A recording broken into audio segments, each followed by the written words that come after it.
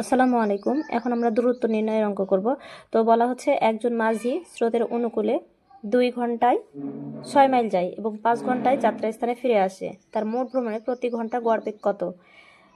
তো মাঝি স্রোতের অনুকূলে 2 ঘন্টায় যায় 6 মাইল এবং প্রতিকূলে যায় 5 ঘন্টায় ফিরে আসে সেই স্থানে।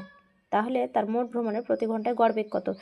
শুধু বের করতে হবে আমাদের মোট গড় বেগ। আমরা গড় বেগ কত জানি, গড় বেগ সমান মোট দূরত্ব ভাগ মোট সময়। তো ভাগ হচ্ছে মোট সময়।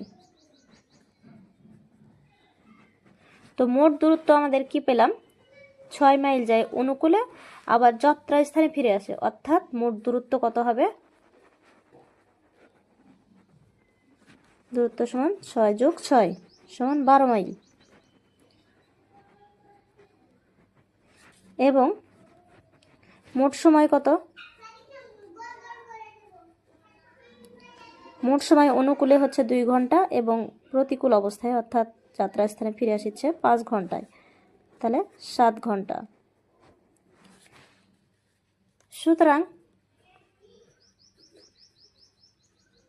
গড় বেগ সমান মোট দূরত্ব 12 ভাগ হচ্ছে 7। 7 দিয়ে যদি আমরা ভাঙাই কি পাবো? 7 থেকে 7 থাকলো 5, 5-এর 7।